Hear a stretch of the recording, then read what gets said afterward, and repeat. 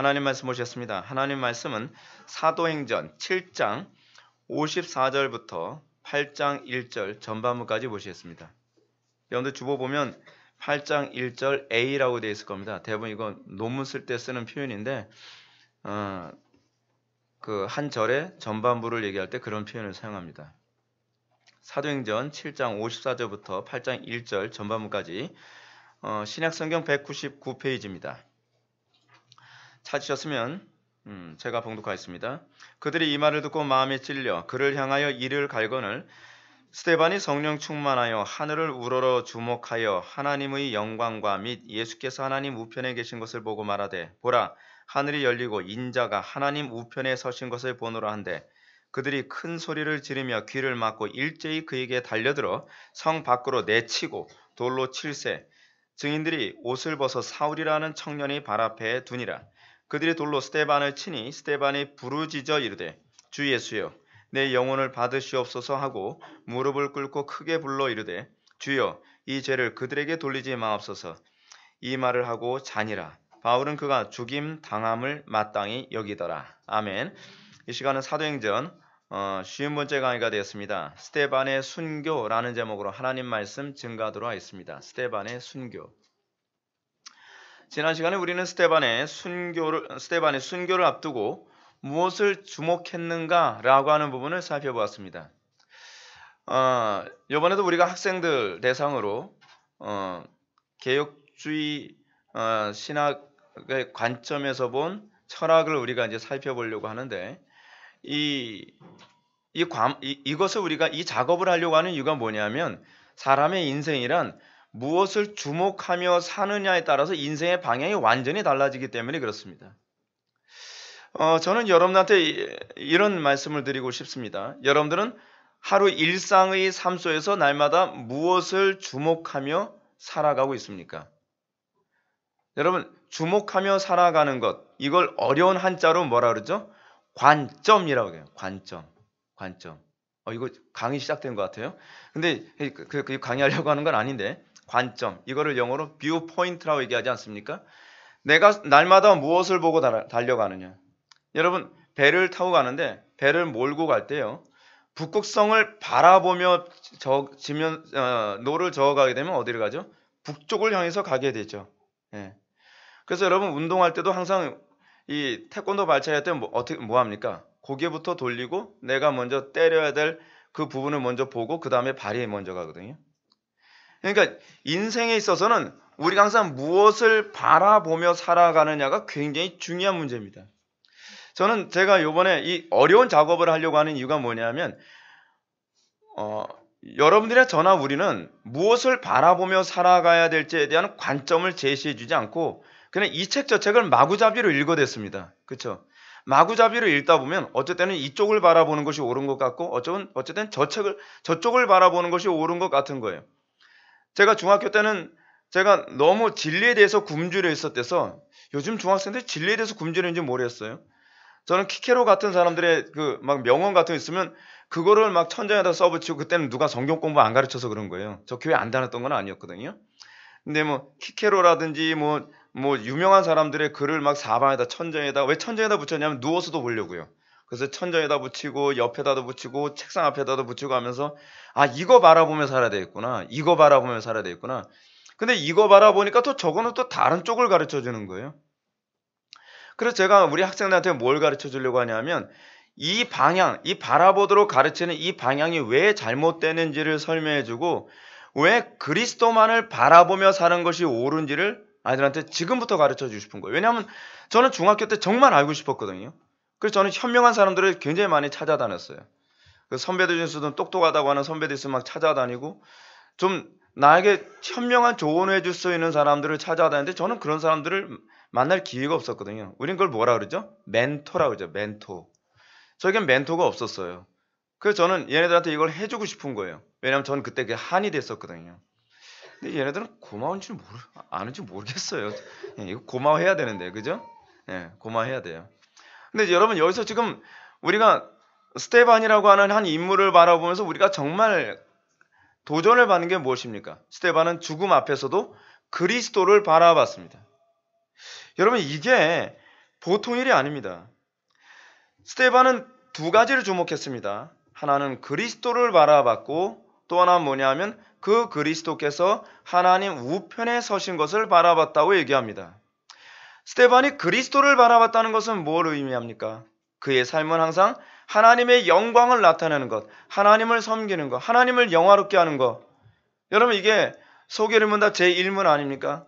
제1문이 뭐죠? 사람의 제일 되는 목적이 무엇입니까? 사람의 제일 되는 목적은 하나님을 영화롭게 하는 것과 영원토록 그를 즐거워하는 것입니다. 이것이 바로 하나님의 백성들, 아니 피조된 인간으로서 인간이 끊임없이 항상 바라봐야 될 그 목적지입니다.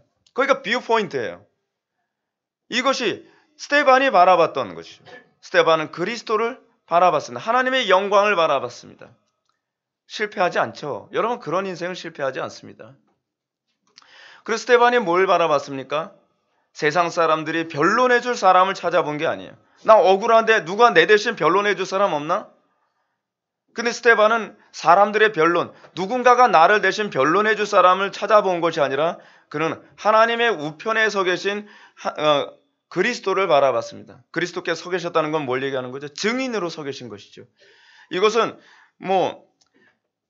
예수님이 서 계신 걸 직접 봤다는 그런 개념으로 저는 이해하고 있지 않습니다.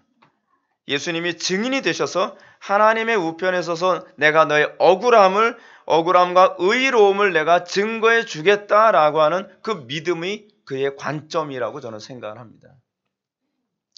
이 땅에서 성도가 살아가면서 여러분 우리가 바라봐야 될 것, 여러분 우리가 그리스도인이라고 한다면 우리가 끊임없이 바라봐야 될 것이 무엇입니까? 우리는 하나님의 영광, 그리고 그리스도께서 나를 인정해 주실 것만 우리가 바라보며 그리스도께서 나의 증인 돼 주실 것만을 바라보며 살아가는 것입니다. 아무도 나를 이해해 주지 않을지라도, 아무도 나를 박수를 쳐주지 않는다 할지라도, 모든 사람들이 비난과 손가락질을 한다 할지라도 하나님이 나를 인정해 주시면 나는 그 길 가겠습니다. 하나님이 옳다 인정하신다면 나는 그 길로만 가겠습니다. 여러분 이것이 스데반이 우리들에게 보여주는 도전입니다. 성도가 어떻게 살아야 될 것인가를 우리에게 보여주는 중요한 도전이 됩니다. 이제 우리는 이러한 스데반의 경건한 태도 앞에서 유대인이 어떤 모습으로 반응했는가, 우리는 그걸 한번 살펴보도록 하겠습니다. 57절부터 58절까지 말씀 다 같이 읽겠습니다. 시작.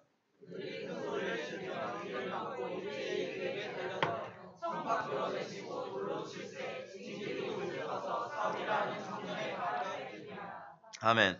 지난 시간에서 살펴봤던 것처럼 스데반이 성령 충만한 설교를 듣고 사람들에게 나타났던 반응이 무엇이었습니까? 그들에게는 이런 반응이 나타났습니다. 첫째는 큰 소리를 지르며 귀를 막았다. 왜 큰 소리를 질렀을까요? 큰 소리를 지름으로써 상대방의 말을 덮어버리려고 하는 것입니다. 그러니까 소극적인 관점에서 말을 듣지 않으려고 하는 반응이죠. 여러분들 우리가 논쟁할 때도 어떻습니까? 상대방 말 듣기 싫으면 내 목소리를 상대방보다 더 크게 지르려고 하죠.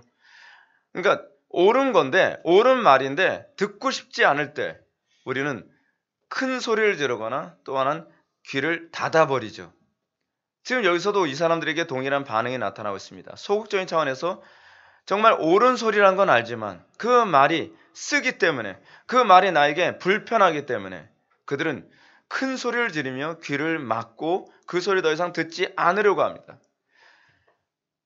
두 번째로 그들에게 나타났던 것은 무엇입니까? 일제히 그에게 달려들어 성 밖으로 내치고 돌로 칠세라고 얘기합니다. 그들은 스데반의 말을 듣지 않기 위해서 적극적인 차원에서 메시지에 다음같이 저항을 합니다. 그를 잡아서 그 입을 막아버리는 것입니다. 내 귀를 막는 것으로 그치는 것이 아니라 이제는 그 입을 막아서 다시는 그런 소리를 할 수 없도록 만드는 것입니다. 그들은 적극적으로 스데반을 죽이는 쪽을 선택했습니다. 사실은 재판도 거치지 않았습니다. 이거는 불법입니다. 그들은 불법을 저질러 가면서 스데반의 말을 듣지 않으려 했습니다. 왜 그럴까요? 그 이유가 무엇일까요? 스데반의 말이 옳지 않아서가 아닙니다. 오늘은 많은 사람들이 여러분 귀를 막는 이유가 뭔지 아십니까? 제가 우리나라 사람들 특히 이 세대와 대화를 나누면서 느끼는 특징이 무엇이냐면 사람들은 내 귀에 달콤한 것만을 듣기 좋아한다는 사실입니다. 우리나라에서는요, 제가 인터넷에서 이제 잠깐 가까운 어떻게 이제 논쟁 같은 걸 이제 할 때가 있습니다. 제가 이렇게 토론하는 걸 즐기다 보니까 저는 사람들하고 만나서 이렇게 토론하는 걸 되게 좋아해요. 그래서 때로는 제가 30대 초반 때는 목사님들을 만나서 토론하는 게 너무 좋아가지고 나보다 더 말 잘하고 나보다 더 토론 잘하는 사람 있으면 찾아다녔어요. 왜냐면 그 사람하고 토론을 해야 내가 더 업그레이드 될 수 있을 테니까. 저 사람은 어떻게 저런 논리로 얘기하는가. 근데 이제 문제가 뭐냐면요. 우리나라 사람들은 대화에서 옳다고 해서 받아들이는 건 아니라는 걸 제가 알았어요. 물론 외국 사람들도 그런지 모르겠어요. 저는 한국 사람밖에는 사귀어 본 적이 없어서. 근데 문제는 뭐냐면 옳든 옳지 않든 그것을 일단 들어보고 타당성 여부를 생각을 해야 되는데 듣기 싫으면 귀부터 막죠. 근데 이게 한국 사람에서가 아니에요. 타락한 본성의 특징이에요. 우리는 내가 듣고 싶은 것만 듣길 원해요. 옳은 걸 원하진 않아요. 지금 여기 스데반에게서 나타났던 유대인들은 한국 사람 아니거든요. 근데 그들에게도 동일한 모습이 나타나죠. 사랑하는 성도 여러분, 오늘날 이 시대가 성령의 음성을 거부하는 것이 주로 이런 두 가지 방식으로 나타나고 있다는 거 여러분 알고 계십니까? 오늘날 이 시대는 악합니다. 성경의 가르침처럼 이 세대는 자기의 지혜를 하나님의 지혜보다도 탁월하게 여깁니다. 하나님보다 세상의 것들을 더 사랑하기 때문에 성령의 음성을 듣는다 할지라도 아무리 올바른 소리를 듣는다 할지라도 우리는 그것에 그렇게 긍정적으로 쉽게 잘 반응하지 않습니다. 한 해가 이제 끝나갑니다. 오늘이면 이제 2017년 끝나갑니다. 근데 제가 2017년 한 해 동안 겪었던 최고의 절망이 뭐였는지 아십니까? 사람들이 옳은 말씀, 바른 말씀 듣겠다고 찾아왔지만 바른 말씀을 얘기했을 때에 그 말씀이 내 생각과 부합하고 내 감정에 맞을 때는 맞습니다. 아멘입니다. 라고 얘기를 하다가 그것이 내가 듣기 원치 않는 얘기인데 옳은 소리일 경우에는 똑같이 반응하더라는 겁니다. 마음의 문을 닫아버립니다. 그게 귀를 막는 방식이죠. 그렇죠? 그렇다고 해서 스데반처럼 돌로 찍을 수 있는 사회적 구조는 아니니까, 혁명 구조는 아니니까요. 그죠? 그러면서 사람들은 귀를 막고 그 다음엔 내가 듣고 싶지 않은 소리가 나오기 시작하면 그 다음서부터는 교회를 떠날 궁리라든지 어떻게 하든지 저항할 궁리라거나 어떻게 하든지 어떤 방식으로든지 그 말이 더 이상 터져나오지 않도록 견제를 하려고 합니다. 여러분 이게 사람입니다. 여러분들은 예배당에 와서 뭘 들으려고 예배당에 옵니까? 여러분들이 듣고 싶은 소리를 듣기를 원하십니까? 그러면 여의도로 가십시오. 그렇지 않으면 서울에 큰 교회 많습니다. 굉장히 많은 교회도 있습니다.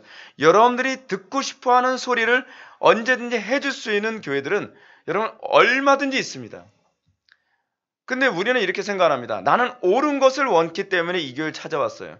근데 때로는 그 옳은 것이 여러분들 귀에 거슬릴지라도 여러분들 받을 준비가 됐냔 말이에요.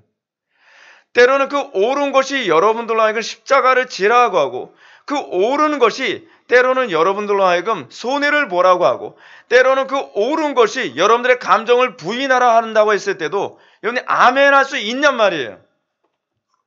여러분은 이 문제에 대해서 심각하게 고민할 수 있어야만 합니다. 여러분 유대인들이 여러분 문제가 많다고 생각합니까? 아니요. 유대인들의 문제는 사실 우리의 문제입니다. 우리는 나는 유대인 같지 않을 거라고 생각합니다. 어떻게 스데반을 돌로 때려 죽일 수 있어? 저렇게 바른 소리를 하는데. 근데 스데반이 오늘날 이 시대에도 살아서 여러분들에게 설교를 한다면 여러분들에게도 동일하게 여러분들 심령에 찌르는 설교를 했을 거라고 여러분들은 생각 안 하십니까? 그런 설교를 여러분들이 들었을 때에 여러분들이 이렇게 반응하지 않는다라고 여러분 보장할 수 있겠습니까? 여러분, 하나님은 어떤 하나님이신가요? 여러분, 우리가 믿는 하나님에 대해서는 우리는 하나님에 대한 그 속성에 대한 인식을 가지고 우리는 신앙생활합니다. 네, 하나님의 속성 중에 아주 중요한 속성이 뭐냐면 하나님은 질투하시는 하나님이시라는 겁니다. 하나님의 그 탁월한 속성을 남자들보다는 여자들이 참 많이 가지고 있죠. 근데 여러분 그렇다고 하면 너무 좋아하지 마세요. 그 질투하는 속성이 여러분들은 변질된 속성이에요. 하나님의 그 질투하심은 여러분들 같은 그런 질투는 아니거든요. 근데 이유 어쨌든 하나님은 모세에게 너는 다른 신에게 절하지 말라. 여호와는 질투라 이름하는 질투의 하나님이라 라고 당신 자신을 계시하셨습니다. 그러므로 우리는 하나님으로부터 끊임없이 나보다 더 사랑하는 것이 무엇인가 질문을 받게 될 것입니다. 그게 근데 항상 설교 시간에 귀가 거슬리는 부분이에요. 나는 이걸 더 사랑하는데 이걸 버리라고 자꾸 요구하거든요. 나는 편안하고 안락하고 풍요롭고 즐거운 걸 원하는데 그걸 자꾸 포기하라고 하거든요. 나는 명예를 더 좋아하고 나는 세상의 어떤 즐거움을 더 좋아하는데 그걸 포기하라고 얘기한단 말이죠. 여러분, 우리 주님께서 베드로에게 딱 나타나셔서 했던 질문이 무엇이었습니까? 항상 주님, 여러분, 인류 역사상 가장 탁월한 그 달변가가 누군지 아십니까? 예수님이십니다. 여러분, 복음서를 보면요, 예수님의 이 발언은 정말 탁월합니다. 탁월합니다. 수많은 그 유대인들이 예수님께 딜레마 질문하게 되면 그 딜레마 질문에 대해서 그냥 길게 장황하게도 말씀 안 하십니다. 예를 든다면 그러죠. 가이사에게 세를 바치는 것이 옳습니까? 옳지 않습니까? 그럼 우리는 어떻게 합니까? 뭐 장황하게 얘기하죠. 뭐 가이사는 뭐 어쩌고저쩌고. 예수님은 그렇게 말씀 안 하십니다. 가이사의 것은 가이사에게, 하나님의 것은 하나님에게 바치라. 더 이상 할 말이 없죠. 탁월합니다. 그 예수님, 그래서 여러분, 그럴 수밖에 없는 게 예수님은 본질 자체가 말씀이시거든요. 로고스. 그 말씀이신 그 예수님께서 베드로를 부활하시고 나서 만나자마자 했던 질문은 아주 심플합니다. 네가 나를 사랑하느냐? 그리고 또 질문하십니다. 요한 아들 시몬아, 이 사람들보다 나를 더 사랑하느냐? 뭐 첫 번째가 이거예요. 그리고 두 번째는 요한의 아들 시몬아, 내가 나를 사랑하느냐? 요한의 아들 시몬아, 내가 나를 사랑하느냐? 뭐 여기서 뭐 아가페냐, 뭐 필레오냐, 이건 아무 의미가 없는 표현입니다. 그거 가지고 헬라어 가지고 자꾸 이 말씀하시는 분들이 있는데 대부분의 신학자들은 별 큰 의미가 없다고 얘기합니다. 중요한 건 네가 진짜로 나를 사랑하느냐라고 질문을 던지고 있다는 겁니다. 여러분, 왜 이런 질문을 했을까요? 그 이유는 여기에 있죠. 베드로는요, 예수님 앞에 십자가 지기 이전에는 누구보다 예수님 사랑한다고 막 목소리를 크게 냈던 사람이 바로 베드로 아닙니까? 예수님께서 이런 말씀하셨죠. 너희가 다 나를 버리리라 라고 얘기하니까 베드로가 뭐라 얘기합니까? 모두 주를 버리시라도. 여러분, 말을 해도 어떻게 이렇게 얘기합니까? 그럼 다른 제자들은 뭐가 돼요? 그렇죠? 이게 가끔 하다 보면요, 베드로는 좀 오버하는 경향이 많이 있어요. 모두가 주를 버릴지라도, 우리 교회 성도들이 다 주를 버릴지라도 저는 주를 따르겠나이다. 그럼 여러분 어때요? 기분 상하죠. 예. 그럼 우린 버린다는 얘기야? 조 목사님 듣고 보니까 기분 나쁘네. 여러분 그러지 않아요? 근데 베드로가 그렇게 얘기한 거죠. 모두 주를 버릴지라도 나는 결코 버리지 않겠나이다. 근데 누가 주를 버리는데 가장 치명상을 입혔어요? 베드로죠. 베드로는요, 그냥 주를 버린 게 아니에요. 예수님이 신문을 받고 있는 그 눈앞에서 예수님을 부인했거든요. 근데 그냥 부인한 것도 아니에요. 자기가 위기가 몰리고 자기가 막 궁지에 몰릴 대로 몰리니까 저주해 가면서 예수님을 멀리했거든요. 예수님을 버렸단 말이에요. 누가 여러분 장담할 수 있나요? 여러분, 신앙을 장담할 수 없기 때문에 예수님께서 제자들에게 뭐라고 말씀하시죠? 기도 좀 하라는 걸. 기도 좀 해라. 그 기도 안 하고서 뭐 했죠? 퍼잤죠. 자고 난 결과가 뭐예요? 예수님 부인하는 거죠. 뿔뿔이 다 흩어지는 거였죠. 그래서 제가 여러분한테도 맨날 하는 소리, 근데 이게 성경적인가 봐요. 그죠? 기도하라고 아주 제가 강조를 하고 나면 그 주에는 저녁 때 전멸이에요. 별로 기도하러 나오질 않아요. 역시 성경적이구나. 성경적이고 말씀대로 되는구나. 여러분, 이건 말씀대로 되면 안 돼요. 이건요. 순종해야 되는 거거든요. 순종해야 되는 문제입니다. 근데 주님은 우리들에게 날마다 이 질문을 던지십니다. 네가 나를 사랑하느냐? 네가 나를 사랑하느냐? 오늘날 우리 주님은 삶 속에서 끊임없이 내가 나를 다른 사람보다도 사랑하느냐라고 계속적으로 질문하십니다. 세상보다 나를 더 사랑하느냐? 명예보다 나를 더 사랑하느냐? 또는 육신의 편안함, 안락함? 여러분들에게 요즘 안락함이 여러분 우상 아닙니까? 그 커피숍 가서, 분위기 있는 커피숍 가서 에스프레소나 뭐 카페 라떼 같은 거 한 잔 탁 마셔가면서, 여러분 이게 우리의 문화가 됐죠. 근데 이 안락함과 이것이 우리를 얼마나 잔인하고 악하게 만드는지 알고 계세요? 이거를 침해하는 걸 참을 수가 없는 거예요. 여러분, 주님은 또 우리에게 질문하십니다. 세상의 행복보다 나를 더 사랑하느냐? 여러분 어떻습니까? 이 질문 앞에서요. 여러분, 제가 이렇게 질문하는 것 같은 상황에서는 난 할 수 있을 것 같아요. 할 수 있을 것 같아요. 저 사람은 다 버릴지라도 나는 할 수 있을 것 같아요. 근데 문제는 그때예요. 공포는 현실입니다. 베드로에게 엄청난 공포가 밀려왔을 때 그걸 이길 수 있는 것은 우리의 정신력이 아닙니다. 그건 믿음입니다. 그건 은혜밖에는 안 됩니다. 그래서 예수님께서 기도하라고 하신 겁니다. 베드로 우습게 보지 마십시오. 베드로 대단한 사람입니다. 적어도 우리보단요. 그런 사람도 그럽니다. 우리 너무 베드로를 쉽게 보는 경향이 있죠. 베드로가 그러니까 뭐라 얘기합니까? 그 과정을 거치고 내가 어떤 존재인지 알게 되고 난 다음에 주님께서 아십니다. 라고 나중에 그렇게 대답을 하죠.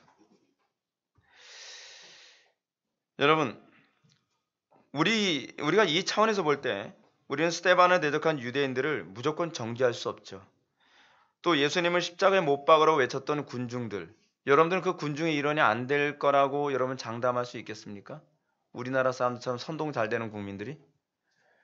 우리는 선동만 하면 사실 여부를 알아보려고도 하지 않고 우리는 우르르 일어납니다. 요즘 우리나라 사람들은 어떠냐면 우르르 밀려다니면서 뭐라고 얘기하냐면 근데 지금 뭐 하는 건데? 그 안에서. 그게 우리나라 사람들이에요 지금. 상황이 뭔지 자세한 내용도 몰라요. 그러니까 여러분 인터넷에서 여러분 한번 논쟁해 보셨으니까 어떤 문제 가지고 막 어떤 사람이 막 신랄하게 비난하길래 그 사람한테 뭐라고 질문 딱 던지면 이렇게 대답을 합니다. 아니 저도 사실 잘 모르는데요. 이거 뭐 사람들이 그러는가 그러니까 이거 나쁜 거 아닌가요? 여러분 그렇게 하면서 한 사람의 인생이 완전히 폐인이 될 수도 있다는 거 여러분 알고 계십니까? 언니가 버스 운전수 그렇죠? 버스 운전수가 어떻게 애를 버리고 차를 몰고 갔냐?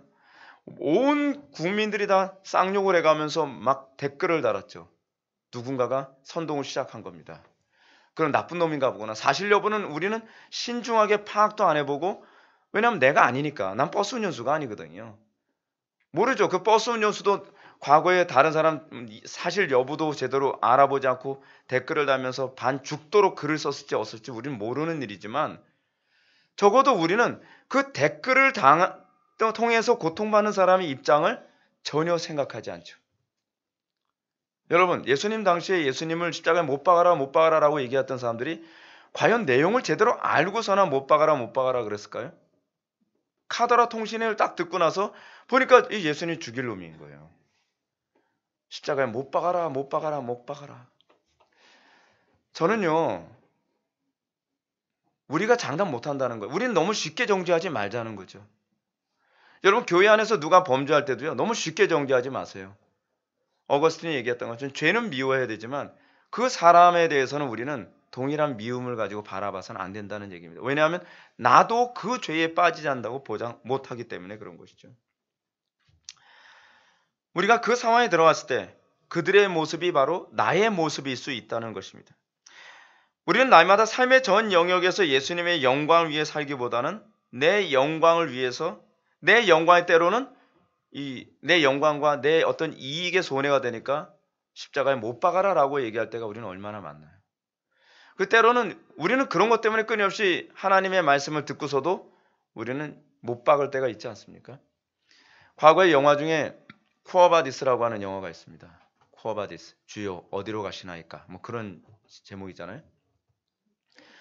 예수님은 십자가를 지러 가고 있는데 베드로는 죽고 싶지 않으니까 반대길을 가고 있는 거예요. 근데 예수님이 가는 방향을 보면서 주여 어디로 가십니까? 라고 얘기하니까 난 네가 지기 싫어하는 십자가를 내가 다시 지러 간다. 바이. 우리에게 그런 모습이 얼마나 많죠? 지기 싫어서 하나님의 말씀이 나에게 어떤 십자가를 지라고 하는데 나는 그 십자가 지기 싫어서 또 예수님을 십자가에 못 박거나 또 예수님을 그 십자가의 길로 다시 돌려보내고 나는 반대로 가고 있는 그런 모습이 우리 속에서 얼마나 많냐는 거죠. 1년 동안 여러분 어떻습니까?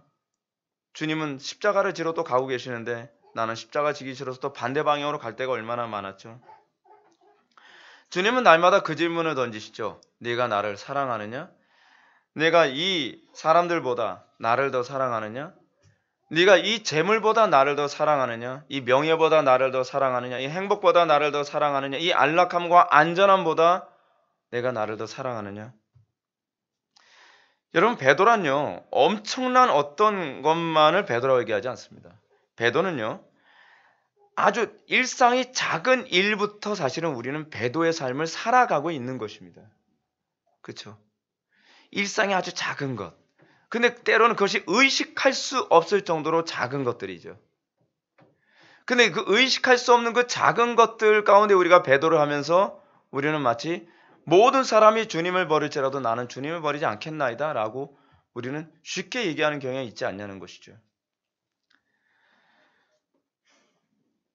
그것이 큰 사건부터 수면에 올라왔을 때 그때 비로소 내가 신앙이 없었구나. 내가 배도하는 삶을 살았구나 라고 하는 것을 깨닫게 됐기에는 너무 시간이 늦은 거죠. 그죠? 그래서 제가 여러분한테 요즘 말씀드리는 게 그거 아닙니까? 작은 일에 충성하는 법을 배우라고요. 작은 일에 그 소명감을 느끼길 바라는 거죠. 여러분 그 작은 일에 소명감을 느끼십시오. 학생들은 공부에서 소명감을 느껴야만 합니다. 설교자는 설교 한 편 한 편에서 여러분 소명감을 느껴야 돼요. 여러분 그런 목사 여러분 원하지 않습니까? 근데 왜 여러분들은 그런 삶을 사는 데에 여러분들 자신은 정죄하지 않죠? 목사는 그런 목사가 돼야 된다고 여러분들은 정죄를 하면서 왜 여러분들은 여러분들의 그 일상의 조그만 거 하나하나에 여러분들은 소명감을 느끼며 충성되게 살아가지 않는 내 자신에 대해서 왜 이렇게 관대하냐 말이죠. 하나님께서 기뻐하시는 건 아니라고 생각합니다. 자, 그런데 이렇게 성령으로 충만했던 스데반의 메시지를 거부하는 군중들이 스데반을 돌로 친 후에 어떤 행동을 했나 보십시오. 아주 악랄합니다. 스데반의 말이 틀렸다는 거 이 사람들은 틀렸다고 생각하지 않습니다. 스데반의 말이 옳다는 거 인정합니다. 근데 이 사람들은 옳기 때문에 큰 소리를 지르고 귀를 막고 돌로 때려 죽였습니다. 근데 그리고 나서 그들은요, 자기의 종교로 정당화를 합니다. 여러분, 기독교가요, 정신 못 차리면 끔찍해집니다. 여러분, 유대교의 문제가 바로 이거였거든요.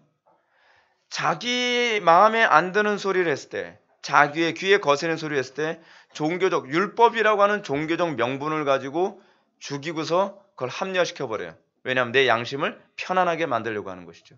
양심을 속이는 겁니다. 그래서 이렇게 합니다. 스데반을 죽인 후에 증인들이 옷을 벗어 사울이라는 청년의 발 앞에 둡니다. 이것이 자신들이 종교적으로 정당한 행동을 했다고 하는 것에 대한 표현이죠. 유대인들은 자신들의 양심을 속이기 위해서 종교적 전통을 사용해서 스스로 합리화시키고 있습니다. 오늘날 기독교인들의 모습이 안 믿는 사람들이 기독교인들을 손가락질하는 이유 중에 하나가 이거라는 거 알고 계세요? 여러분, 이 문제가 마가복음 7장에서 고르반이라고 하는 말로도 나오죠. 고르반.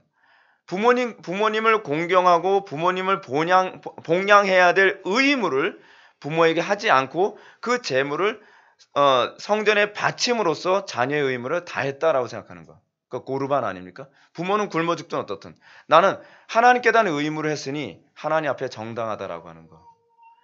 여러분, 우리는 이런 고르반 같은 이런 유형의 신앙생활을 얼마나 많이 하는지 몰라요.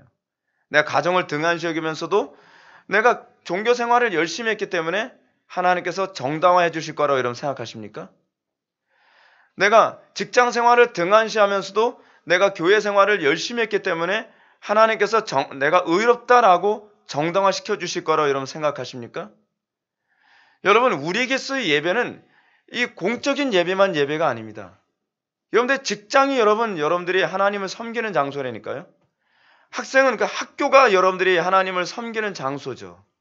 목회자는 가정과 직장, 가정과 교회가 하나님을 섬기는 장소고, 우리는 태어날 때서부터 소명으로 우리는 살아가게 되어 있습니다.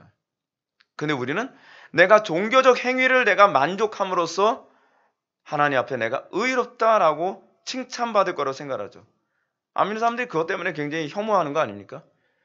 직장생활 등한시하면서 나 교회 가야 돼. 우리 교회 무슨 프로그램이 있거든. 그것 때문에 안 돼. 그러면서 다른 사람들한테 불편함을 가져다 주면서 어떻게 해요?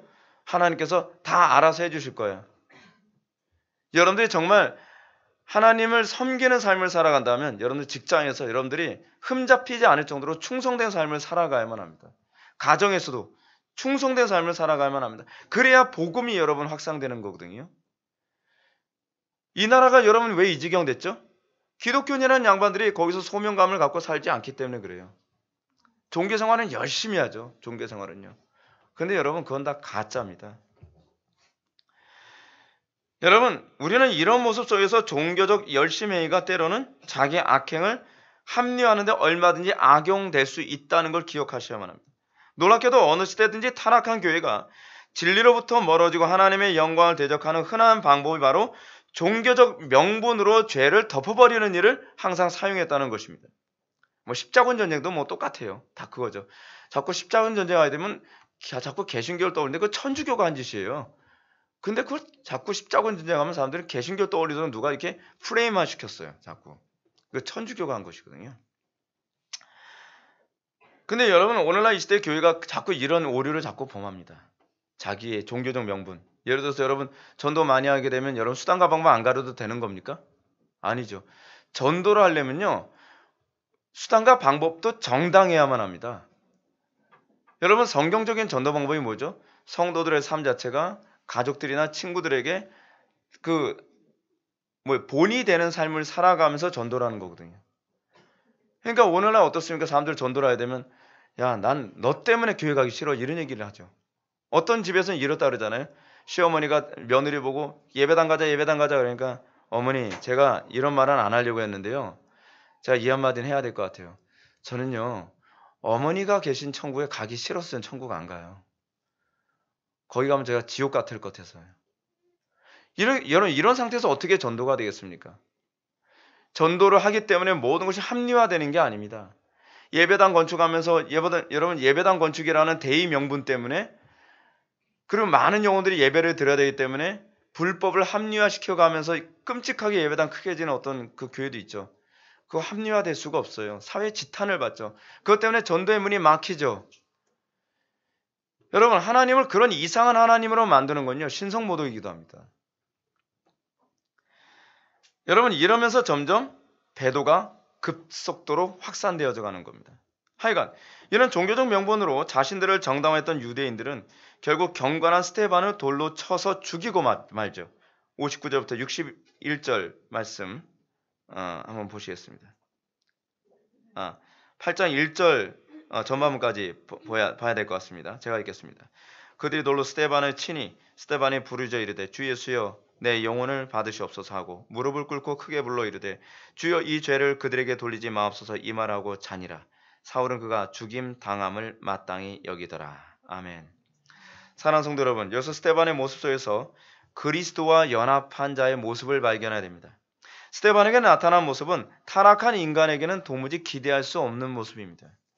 그는 자기의 억울함 때문에 그들을 저주하며 죽지 않습니다. 오히려 스데반은 그들의 영혼을 불쌍히 여기고 걱정하며 죽어갑니다. 자, 근데 여기서 이 부분과 관련해서 로이드 존스 목사님이 이런 얘기합니다. 스데반의 순교 장면을 보면서 그리스도인은 단순히 선량한 사람이나 남들보다 나은 사람이 아니라 새로운 사람입니다. 스데반이 탁월했기 때문이 아닙니다. 여러분 이것은 스데반에게만 나타났던 것이 아니라 교회사 안에서 기독교인들에게 비일비재하게 나타났던 모습입니다. 네로가 많은 기독교인들이 죽어가는 모습을 보면서 충격을 받았던 게 그거 아닙니까? 네로가 기독교인들을 많이 학살한 사람 중에 대표적인 사람이잖아요. 원형 경기장에 기독교인들을 몰아놓고 거기다가 사자를 풀어넣습니다. 여러분 그런 일이 벌어졌을 때 믿음 좋은 그리스도인들이 그런 어려움에 당하면 하나님께서 어떻게 해주실 거라고 생각합니까? 사자가 달려들 때 입을 찢어버릴 거라고 생각하십니까? 근데 정반대입니다. 우리 생각대로 역사가 움직이는 게 아닙니다. 우리 생각대로 하나님이 움직이시는 게 아닙니다. 하나님께서는 사자들을 통해 그들의 물어뜯겨 죽는 가운데서도 평안함을 유지하는 그 모습을 통해서 영광을 받기도 하십니다. 때로는 하나님께서는 다니엘처럼 사자 입을 막아서 위기를 모면하게 해주시기도 하시지만 때로는 하나님께서는 사자의 물어뜯기는 가운데서도 평안함을 유지하게 하셔서 하나님의 영광이 드러나기도 하십니다. 네로가 그거 보면서 경악을 금치 못했다 그러죠. 어떻게 저 사람들은 저게 가능할까? 어떻게 가능한 거죠? 그들이 세뇌 교육을 받아서 그렇습니까? 정신력 때문에 그렇습니까? 아니에요. 아니에요. 그 문제가 아니에요. 새로운 피조물이 되었기 때문에 그래요.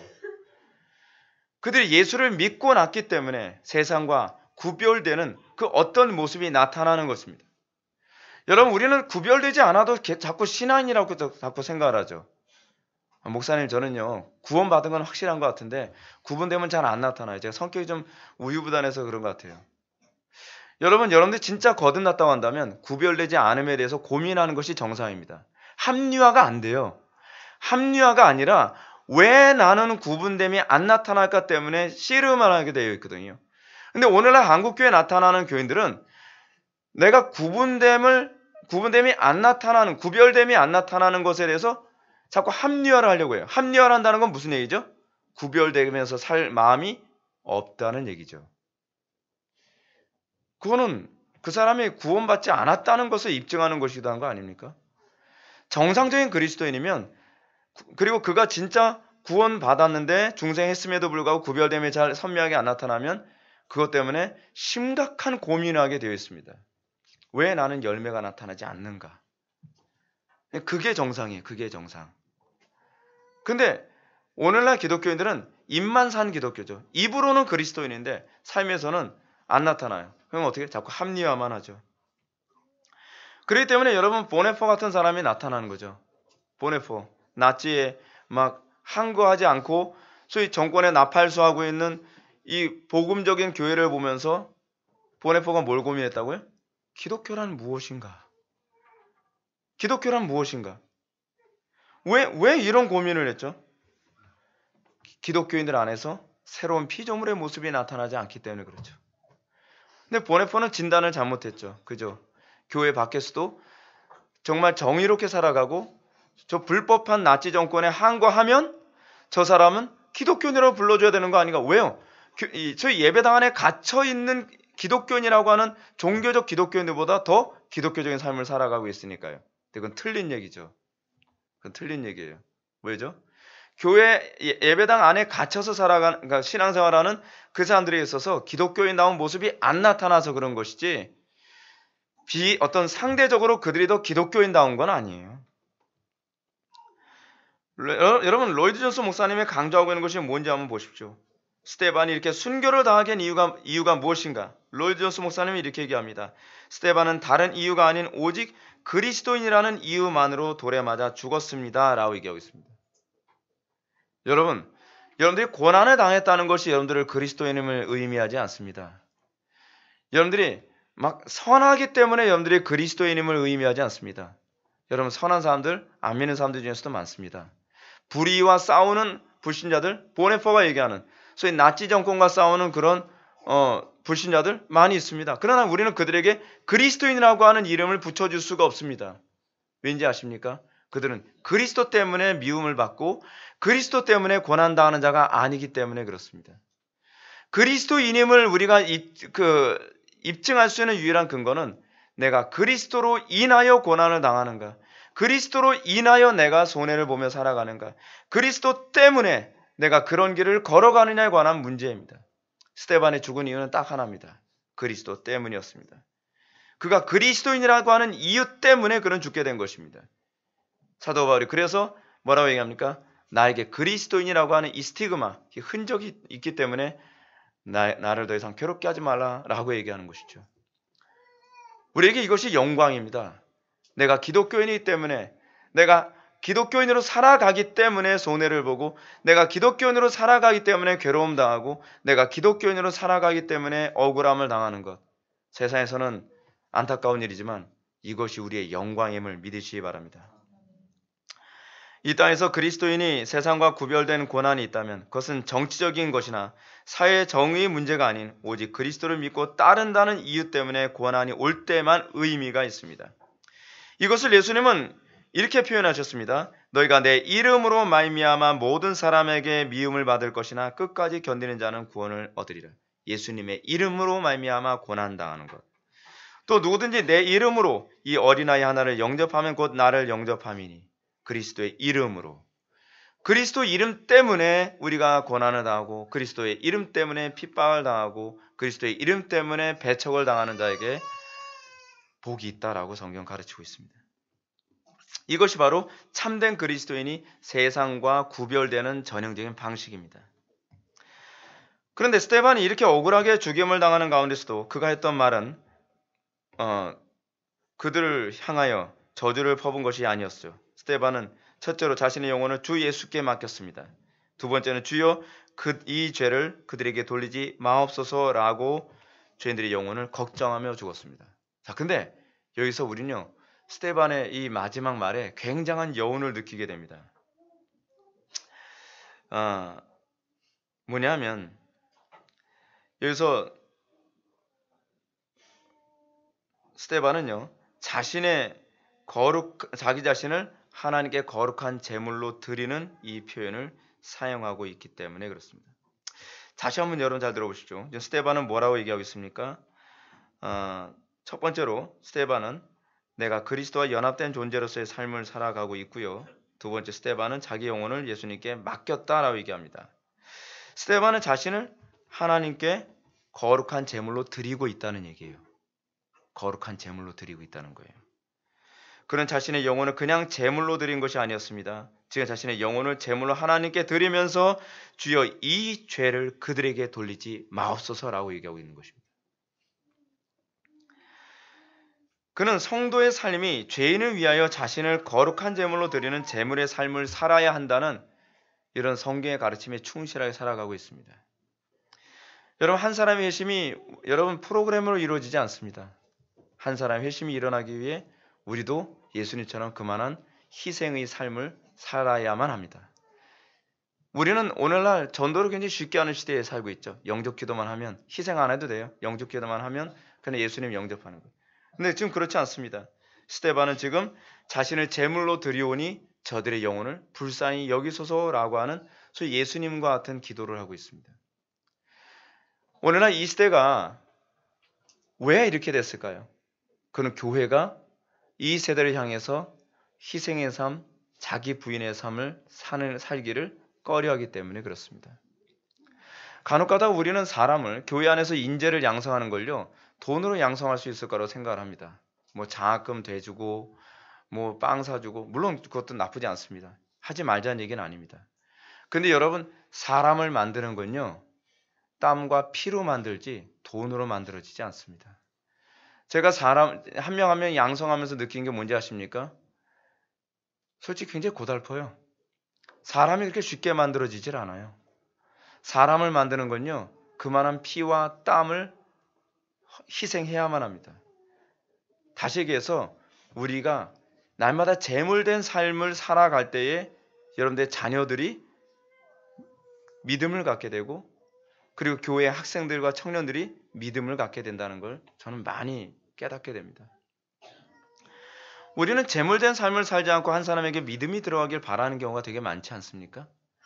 스데반은 지금 그 거창한 설교로 사람들을 얻은 것이 아니라 거창한 설교로 얻은 것이라고 하는 것은 돌멩이밖에 없습니다. 그리고 스데반은 죽어가면서 자기 자신을 제물로 바칩니다. 이 영혼을 불쌍히 여기소서라고 얘기합니다. 세상에 소금과 빛의 역할을 감당하는 것은 어떻게 하는 건가요? 소금은 녹아야 소금의 맛을 내는 것이 소금의 역할입니다. 빛의 역할을 감당하려면 기름이 타야 빛을 낼 수가 있습니다. 이것이 교회입니다. 교회가 여러분 편하게 폼내가면서 귀족처럼 여러분 신앙생활하면서 그렇게 세상에 영향을 끼치는 게 아닙니다. 교회는요, 터툴리안의 표현처럼 순교자들의 피는 교회의 씨앗이다라는 말을 기억해야만 합니다. 순교자의 피가 없이 우리는 교회가 만들어지길 바랍니다. 순교자의 피가 없이 한 시대가 다시 건설되길 바랍니다. 불가능합니다. 하나님은 오늘날 이 시대에도 목배임을 받은 자의 삶을 살아가는 성도들을 통하여서, 순교자적 삶을 살아가는 성도들의 삶을 통해서 한 세대가 만들어지고 한 세대가 또 만들어진다고 우리들에게 가르치고 있습니다. 스데반은 지금 그 기도를 합니다. 오늘 본문에서 스데반은 이렇게 얘기합니다. 그가 죽임당함을 마땅히 여기더라. 여러분, 아주 기가 막힌 표현 아닙니까? 이건 굉장히 엄청난 여운을 남깁니다. 이 여운은 사울의 입장에서 봤을 때 스데반이 당연히 죽어야 할 인간이라고 생각을 하는 편이지만 누가는 그런 의미로 기록한 게 아닌 것으로 보입니다. 누가는 역설적으로 기록합니다. 사울이라는 한 인물이 주님께로 돌아오는데 스데반이 죽임당한 것은 마땅한 것이다 라고 하는 여운을 남기고 있는 것입니다. 그렇습니다. 스데반의 이 순교를 통해서 교회는 바울이라고 하는 거대한 인물을 얻게 됩니다. 아무 대가 없이 바울을 얻게 된 것이 아닙니다. 스데반의 순교라고 하는 그 피를 통하여서 한 인물을 얻게 된 것입니다. 그렇습니다. 오늘날 이 시대가 어두워진 이유는 우리가 이 피를 흘리는데 인색하다는 데 있습니다. 희생하는 데 인색합니다. 재물을 드리는데도 인색합니다. 시간을 드리는데도 인색합니다. 우리의 젊음을 드리는데도 너무 인색합니다. 우리가 하나님을 섬기는 데서 가장 위험한 것이 뭔지 아십니까? 인색함입니다. 그 무엇보다도 우리는 하나님께 피를 드리는데 인색합니다. 지금 누가는 이 본문을 통해서 그렇게 얘기합니다. 사울은 그가 죽임당함을 마땅히 여기더라. 사울이라고 하는 한 사람을 얻기 위해서 죽임을 당하는 것이 마땅합니다. 한 세대를 얻기 위해서 우리가 피를 흘리고 땀을 흘리는 것이 마땅하다는 것을 믿으시기 바랍니다. 이 시대의 교회가 다시 새로운 시대를 맞이하기 위해서 우리에게 필요한 것은 우리가 피와 땀을 흘리는 것이 마땅합니다. 우리는 대가를 치르지 않는 것이 이 시대의 교회의 가장 심각한 문제입니다. 우리는 뭐든지 공짜로 얻으려고 합니다. 우리는 너무나 쉽게 얻으려고 합니다. 그리고 우리는 쉽게 예수 믿고 쉽게 천국 가는 것, 그것에 혐오했기 때문에 보노헤퍼 같은 사람이 값싼 은혜라고 하는, 신학적으로는 잘못됐지만 그런 표현을 사용할 수밖에 없었던 것이죠. 사랑하는 성도 여러분, 이제 2017년 다 갔습니다. 이제 2018년을 이제 맞이하게 됩니다. 어떻게 살 겁니까? 피를 흘리십시오. 땀을 흘리십시오.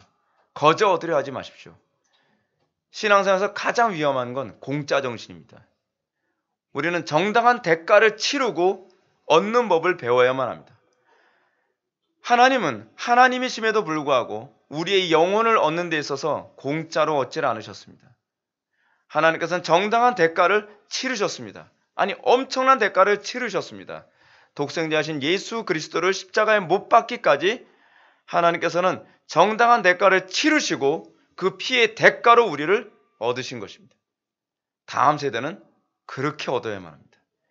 여러분들이 희생하십시오. 그것을 인색하지 마십시오. 피와 땀이 인색하면 그만큼 여러분들은 아무것도 얻는 것이 없이 거품만 잔뜩 보다가 말게 될 것입니다. 그리고 그 정신이 이 사회 안에 좀 보편화됐으면 좋겠습니다. 대한민국 안에서 예수를 믿지 않는 사람들도 정당한 대가를 치르고 얻는 것이, 그것이 상식이다라고 하는 문화가 되어진다면 오늘날 이 사회는 이렇게 가지는 않을 것입니다. 우리가 이 사회를 위해서 기도할 때에 하나님, 내 자신부터 정당한 대가를 치르고 정당한 피와 땀을 흘리고 우리가 이것을 얻을 줄 아는 그런 정직한 영을 소유하게 해주십시오. 여러분들이 날마다 1년 내내 그 기도에 많이 집중할 수 있기를 축원합니다. 기도하시겠습니다. 사랑이 많으신 하나님 아버지, 우리 오늘 시간 스데반을 통하여서 기독교 복음이 무엇인지, 예수를 믿는 자의 모습이 무엇인지를 다시 한번 뒤돌아보게 되었습니다. 한 영혼을 얻는다는 것, 그리고 한 세대를 얻는다는 것이 얼마나 어려운 일이고, 그리고 그것을 위해서 우리가 정당한 대가를 치를 줄 알아야 된다는 것이 무엇인지를 다시 한번 배우게 되었습니다. 머리로 아는 것으로 끝내지 않게 해주시고 마음에 새겨서 우리가 주님께서 또다시 십자가를 지러 걸어가실 때에 주님만 홀로 보내지 아니하며 우리가 같이 동행할 줄 아는 그 믿음의 사람들 될 수 있도록 복을 내려 주옵소서. 예수님의 거룩하신 이름으로 기도올렵나이다. 아멘.